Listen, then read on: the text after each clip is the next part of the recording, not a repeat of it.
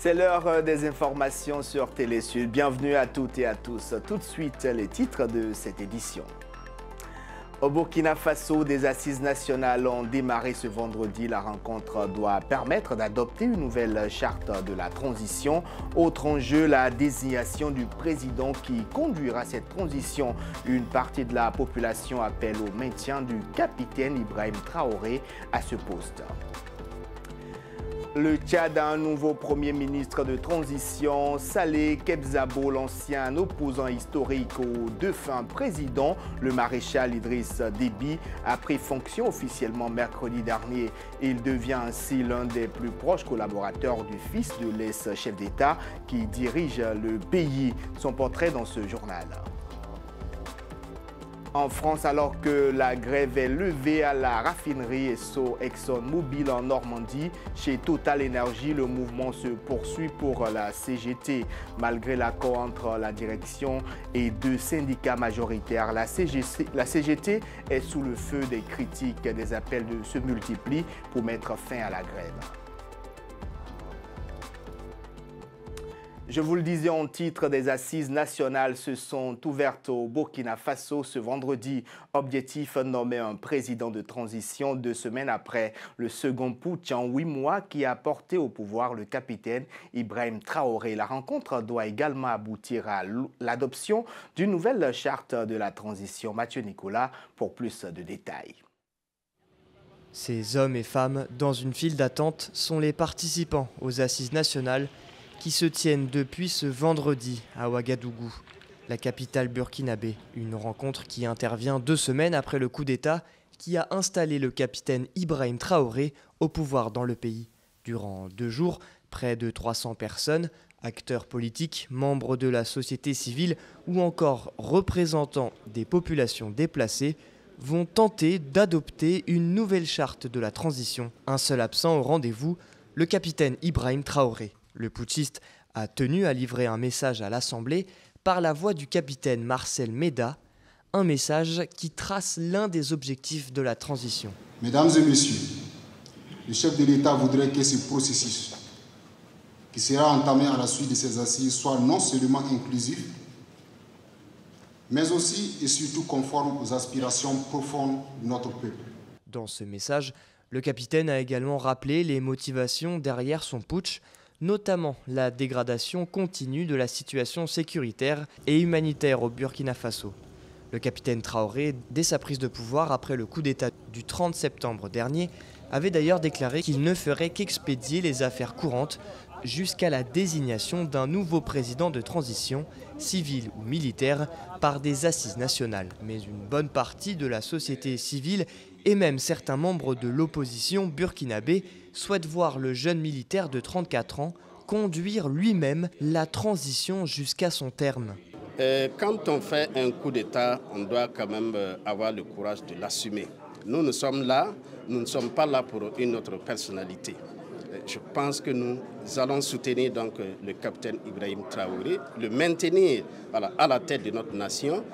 Chez nous, c'est Ibrahim Traoré qui est notre président, puisqu'on l'a attendu depuis fort longtemps. Nous avons voulu un jeune qui sera à la tête de ce gouvernement, qui va réformer tout pour le mener à zéro, pour la stabilité de ce pays et la reconquête de notre territoire aussi, et la souveraineté totale de la jeunesse africaine et précisément les Burkinabés. Pendant ces assises, plusieurs centaines de manifestants sont descendus dans les rues pour exiger le maintien d'Ibrahim Traoré à la tête de la transition, agitant des drapeaux burkinabés et russes. Plébiscité par une partie de la jeunesse du pays, le capitaine Traoré avait affirmé au micro de nos confrères de Radio France Internationale que sa priorité était la lutte contre le terrorisme et le développement du Burkina Faso, ajoutant qu'il n'était pas nécessaire pour lui de diriger la transition jusqu'au bout. Désormais, tous les regards sont tournés vers les conclusions des assises nationales qui s'achèvent samedi.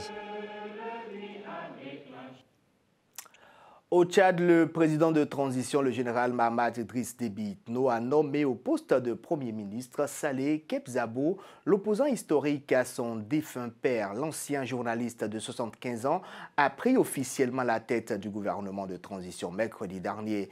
Qui est donc Saleh Kebzabo, portrait d'un parcours d'homme politique averti, ancien député et ministre à plusieurs reprises. Valentine Exantus. Considéré comme l'un des opposants historiques du défunt président Idriss Déby Itno, le nouveau Premier ministre de la transition tchadienne est un ancien journaliste. 4 fois candidat à la présidentielle contre feu Idriss Déby Itno, son parti avait rallié il y a 18 mois le gouvernement nommé par la junte militaire dirigée par le général Mahamat Déby. Les premières pensées vont évidemment aux Tchadiens dans leur ensemble. Au président de la République qui m'a accordé sa confiance pour travailler ensemble pendant 2 ans pour conduire la transition, tous mes camarades du parti, tous mes amis et compagnons en tout genre, ils sont nombreux à l'intérieur comme à l'extérieur. Né à Léré, Saleh Kebzabo a tour à tour été ministre des Affaires étrangères, puis député. Son statut d'homme politique atteint son apogée avec cette nomination. À 75 ans, Saleh Kebzabo s'investit d'une mission, celle de surmonter les nombreuses difficultés qui attendent le Tchad. Nous allons affronter toutes ces difficultés, elles sont nombreuses. Nous l'avons vu pendant 45 jours, on les a décrites de bout en bout. J'étais à l'écoute du dialogue, j'étais à l'écoute du pré-dialogue à Doha, j'étais à l'écoute des autres pré-dialogues en Afrique de l'Ouest. Donc c'est un problème en la matière que je connais et dont j'espère que je pourrai au fur et à mesure en avoir les solutions, les dérouler et les solutionner. Après avoir été l'un des opposants les plus vindicatifs durant les dernières années du régime de Déby père, l'ex-opposant a désormais 2 années pour accompagner le chef de l'État tchadien à ramener le pays vers un gouvernement civil. Une dizaine de civils au moins ont été tués jeudi dans le centre du Mali. Le bus qui les transportait a explosé sur un engin explosif. Le drame est survenu en début d'après-midi sur la route entre Bandiagara et Gundaka dans le secteur de Mopti, selon une source sécuritaire. Le centre du Mali est l'un des foyers des violences et de l'activité djihadiste dans le pays. 4 grandes entreprises du portefeuille public de l'État du Cameroun font leur entrée à la bourse des valeurs mobilières de l'Afrique centrale. Une décision du président de la République, Paul Biya, est implémentée par le ministre des Finances. Qu'est-ce qui va changer dans la vie de ces entreprises publiques après leur entrée à la BVMAC? Élément de réponse dans ce récit de Mathieu Wamba et Cyril Ngidjoy. Ce sont 4 grandes entreprises faisant partie du fleuron de l'économie du Cameroun qui vont rejoindre la bourse des valeurs mobilières d'Afrique centrale pour leur cotation. Dans un courrier adressé au directeur général de cette plateforme financière sous-régionale, par le ministre d'État, ministre des Finances Louis-Paul Motazé, la Société de développement du coton, le port autonome de Douala, les aéroports du Cameroun et les Cameroun Hotels Corporation, sur haute instruction du chef de l'État camerounais, ont été retenus pour être cotés en bourse. Il faut comprendre que cette décision rentre dans le cadre des prérogatives de l'État concernant les entreprises publiques. Au motif de les rendre plus efficaces et plus compétitives, minimisant par le fait les risques d'endettement. Il faudrait saluer comme un bienfait cette décision que les entreprises publiques puissent rentrer en bourse, certaines tout au moins. Mais cette décision est également lourde de conséquences. Des entreprises dont le Cameroun se porte garant auprès de cette plateforme boursière et qui devront faire preuve de bonne gouvernance interne. Nous devons avoir des situations suffisamment assainies parce que ces entreprises ne doivent pas lever les fonds en bourse pour créer les problèmes à l'État. Tout en espérant que ces structures pourront remonter leur capital et mobiliser des financements pour leur développement. L'État ne peut pas toujours avoir les moyens d'apporter des financements demandés en termes d'augmentation de capital ou de fonds de roulement dans les entreprises publiques en question. Être coté en bourse exige de la compétitivité et des résultats, et le Cameroun ne peut plus se permettre le luxe d'être un sapeur-pompier pour les entreprises du portefeuille public. Fin de la traditionnelle réunion des chefs de cour d'appel couplée de la réunion annuelle des délégués régionaux de l'administration pénitentiaire du Cameroun. Une rencontre présidée par le ministre d'État chargé de la justice, Laurent Esso, des assises annuelles pendant lesquelles le garde des Sceaux et ses collaborateurs ont passé en revue les difficultés des chefs des juridictions camerounaises. Le point avec Mathieu Wamba et Pierre Pafen Dongo. 3 sujets à l'ordre de ces 2 jours de travaux des chefs de cour d'appel et des délégués régionaux de l'administration pénitentiaire cette année au Cameroun. Dans son exposé liminaire, le ministre d'État en charge de la justice a tout d'abord tenu à féliciter les chefs des juridictions présents pour le travail et les efforts consentis dans l'accomplissement de leur mission. Je sais l'effort que les uns et les autres consentent au quotidien, malgré les injonctions grossières que vous recevez de ceux qui ne relèvent pas de votre hiérarchie réglementaire en violation de la Constitution et des textes subséquents. Je vous demande de toujours tenir bon, sans crainte, ni rancune, ni faveur, dans le respect du serment prêté et toujours dans le strict respect de la loi. Il est également revenu sur la question de l'indépendance de la justice camerounaise, un principe sur lequel ne transige pas l'État du Cameroun et dont le président Paul Biya en a fait un marqueur. L'indépendance du pouvoir judiciaire est une volonté politique forte du président de la République, son Excellence Paul Biya. L'indépendance du pouvoir judiciaire ne se marchande pas. Alors, pas de chantage, pas d'imposture. Pour cette 8e rencontre des chefs des juridictions administratives et pénitentiaires, 3 points importants sont débattus par les participants aux travaux à Yaoundé. Un thème très important sur les ordonnances sur requête, un thème très technique dont nous débattrons avec tous les problèmes que cette notion peut soulever sur le plan pratique. Un deuxième thème sur l'administration pénitentiaire et puis quelque chose d'encore plus pratique sur la gestion et la préservation de l'État, de nos palais de justice et des infrastructures de manière générale pour avoir un cadre dans lequel on puisse exprimer effectivement tout ce qu'on attend du ministère de la Justice. Au nom du président de la République et en vertu de devoirs qui nous sont conférés, nous vous élevons à la dignité de grand officier de l'ordre de la vie. A noter que cette 8e réunion s'est auparavant ouverte par la reconnaissance du président de la République à certains acteurs du secteur de la justice qui ont reçu des décorations, 13 au total, en marge de la fête du 20 mai 2022. Je ne peux que bien me sentir. Donc je me sens très bien et je voudrais profiter de l'occasion pour dire un grand merci au Dieu Tout-Puissant qui a mené ce moment à l'existence et qui a pris contrôle de ma carrière. Parmi eux, des personnalités bien connues de la République. Merci. Vous me donnez l'occasion d'exprimer ma gratitude au président de la République qui me fait l'honneur de m'élever à cette dignité de commandeur. Vous me donnez également l'occasion de rendre grâce à Dieu et surtout de dire merci au ministre d'État, au ministre de la Justice, garde des Sceaux, au grand chancelier des ordres nationaux, à tous mes amis et bien entendu à mon épouse, à ma famille.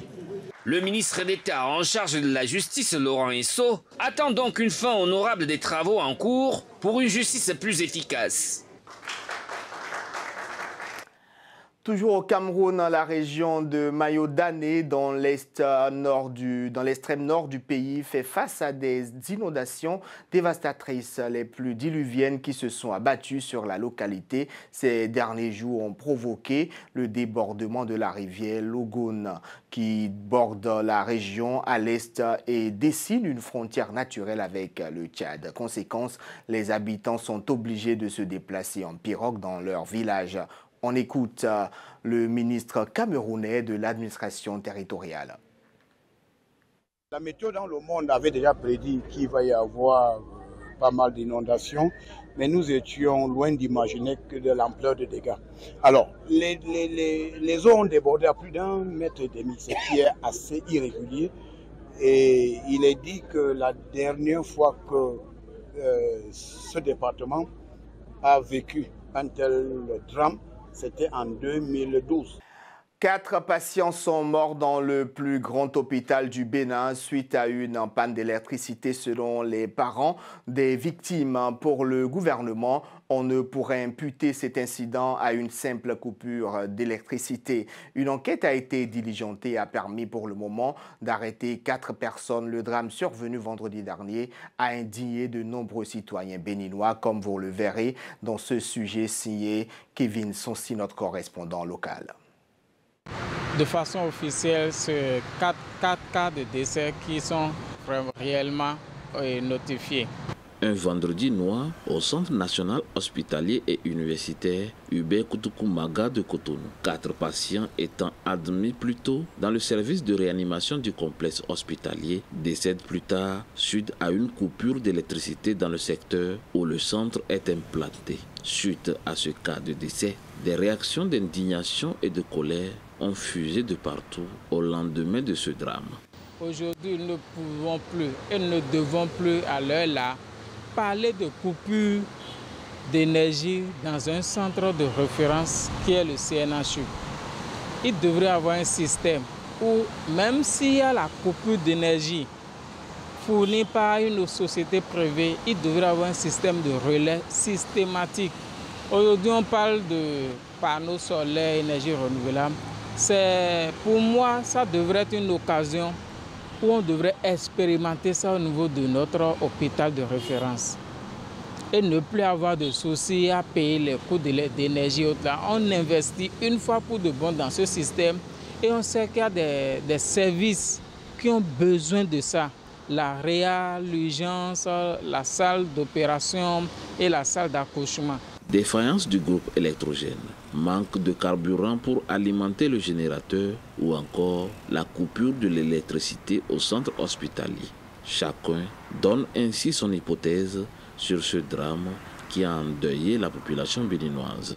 Dans un hôpital, on va dire que presque le plus grand hôpital du Bénin, puis un truc comme ça se passe vraiment, ça va être très mal, ça va être très mal, très mal. J'étais vraiment choqué. On sait que là, c'est la vie. Si si je me sens pas bien, c'est là que je vais venir. Mais pourquoi, à cause de machine ou bien, je sais pas, l'électricité, délestage, non, vraiment.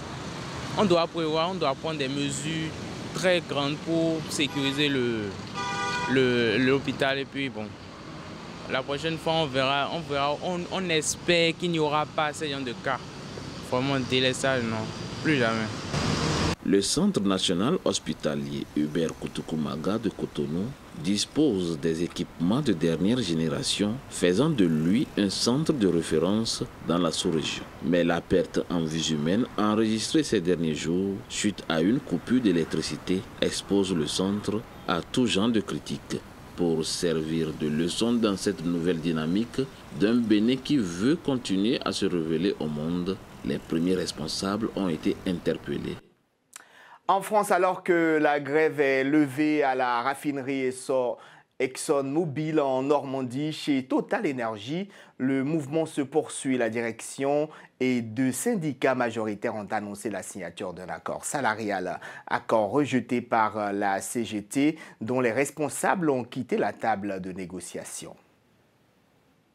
On a assisté globalement à une mascarade. On a une direction qui nous a convoqués à 20h et finalement on se rend compte que c'était surtout un coup de com' pour aujourd'hui expliquer à l'opinion publique et au gouvernement qu'ils font des efforts. La colère est palpable dans la voix d'Alexis Antonioli, secrétaire CGT de la plateforme Total Energy. Il vient tout juste de sortir d'une réunion où syndicalistes et patrons de Total se sont entretenus. Visiblement, les discussions n'ont mené à rien. Alors oui, on a quitté la table des négociations parce que comme ça vous a été dit, en fait finalement, après 1 heure de suspension de séance, la direction est revenue simplement avec une proposition de 20 € de plus d'augmentation par mois. On a trouvé que c'était une provocation et donc on a effectivement claqué la porte et quitté la table de négociation. Quelques heures après les déclarations agacées des syndicalistes, 2 syndicats ont trouvé un terrain d'entente avec Total Energy autour d'une revalorisation salariale de 7%, ainsi que d'une prime allant de 3 000 à 6 000 euros. Un accord dénoncé par la CGT qui a décidé vendredi après-midi de reconduire le mouvement sur l'ensemble des sites de Total Énergie. Le mouvement de grève est reconduit sur l'établissement de Donge jusqu'à mercredi prochain. Nous appelons à une généralisation du mouvement de grève à partir de mardi dans ce pays. Aujourd'hui, la connivence entre les organisations syndicales signataires, la direction générale de Total et le gouvernement, et je parle là de la CFDT et de Laurent Berger, est évidente. Mais dans les jours à venir, suite à l'appel d'une grève générale, le mouvement pourrait prendre plus d'ampleur. Mardi sera une grande journée de grève nationale en France, des transports aux fonctionnaires. Elle touchera en particulier la SNCF et la RATP. La ministre française des Affaires étrangères en visite au Liban a appelé ce vendredi à l'élection rapide d'un successeur au président Michel Aoun dont le mandat expire fin octobre. Les dirigeants libanais doivent être à la hauteur de leurs responsabilités politiques et constitutionnelles, a souligné Catherine Colonna lors d'une conférence de presse à l'aéroport international de Beyrouth au terme de sa courte visite dans le pays. Je vous propose de l'écouter. Le Liban est à bout de souffle et la gravité de la crise économique est sans précédent. Sans sursaut des dirigeants libanais, l'effondrement du Liban se poursuivra. Que le Liban ne peut plus aujourd'hui prendre le risque d'une vacance du pouvoir et que tous les dirigeants libanais doivent être à la hauteur de leurs responsabilités politiques et institutionnelles. Évidemment, cet accord ne peut pas se substituer aux réformes économiques et financières qui sont et qui restent indispensables. La priorité sur ce point est donc à la mise en œuvre de l'accord préliminaire conclu avec le Fonds monétaire international au printemps dernier. C'est la seule option pour envoyer un signal de confiance aux investisseurs privés. C'est la seule option pour apporter à ce pays les financements dont il a besoin. Aux États-Unis, la commission parlementaire chargée d'enquêter sur l'assaut du Capitole va citer l'ancien président Donald Trump à comparaître. La décision a été prise hier après un vote à l'unanimité. L'ex-chef d'État américain a aussitôt dénoncé le fiasco de la commission d'enquête, sans dire s'il comptait se plier à l'assignation à comparaître. Je vous propose d'écouter Benny Thompson, président de la commission d'enquête de l'attaque du 6 janvier 2021 contre le Capitole. L'ancien président Donald Trump est la seule personne au centre de l'histoire de ce qui s'est passé le 6 janvier. Nous voulons donc l'entendre. La commission doit faire tout ce qui est en son pouvoir pour raconter l'histoire la plus complète possible et formuler des recommandations pour que rien de tel ne se reproduise jamais. Nous devons être justes et obtenir un contexte complet pour les preuves que nous avons obtenues. Direction la Guinée maintenant à Kankan, la deuxième ville du pays, à la rencontre de Bintou, devenue une star grâce aux réseaux sociaux. Elle a réussi à devenir indépendante financièrement à seulement 21 ans grâce à des vidéos qu'elle tourne avec sa grand-mère qu'elle poste sur les réseaux sociaux. Ces vidéos entre petite fille et grand-mère font des millions de vues sur Internet. Un reportage de notre correspondant local, Sanyan Kourouma. Au royaume des influenceurs en Guinée, Bintou est une déesse. Grâce à ses vidéos tournées au milieu de ses cases et de la nature du village qui ne connaît ni électricité ni eau courante, la jeune fille de 21 ans s'est créée une image digne d'une star hollywoodienne. Et cela en seulement une année. Et cette vidéo a fait plus de 10 millions de vues. Bon, ce qui intéresse les gens aussi, les vidéos sont naturelles. Les vidéos qu'on fait, c'est naturel. On voit les cages, on voit l'Afrique dedans, quoi. Si tu vois nos vidéos, tu vois l'Afrique à travers de ça. Parce qu'il y a les cases qui sont derrière nous. Vous voyez, la vidéo là a fait plus de 16 millions de vues. C'est 16 millions de vues qui équivalent à la population guinéenne. La vision de cette étudiante en physique vise à valoriser la culture guinéenne et celle de l'Afrique en général à travers le digital. Parce que jouer avec les grands-mères, ça c'est l'une des cultures africaines aussi. En Afrique, on s'amuse avec nos grands-parents. Donc, tu vois, et je suis avec elle depuis que j'étais toute petite. J'ai grandi avec elle. Donc, j'étais habituée déjà, de jouer avec elle. C'est notre habitude de jouer et c'est pour cela que je suis devenue une star aujourd'hui. Et Bintou manie à merveille réseaux sociaux et sens des affaires. À bientôt 22 ans, elle a pu aussi bâtir son business sur les réseaux sociaux. L'influenceuse guinéenne gagne aujourd'hui sa vie grâce à ses vidéos. J'ai gagné des contrats avec des entreprises et puis je gagne de l'argent aussi avec ma grand-mère. On partage, n'est-ce pas? Elle n'entend pas français.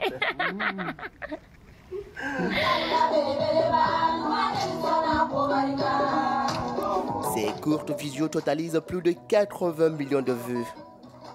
Comptant plus de 3,4 millions de likes sur TikTok, alors que le champion du monde français Paul Pogba est à 4 millions, on peut dire que la villageoise guinéenne est devenue une star continentale.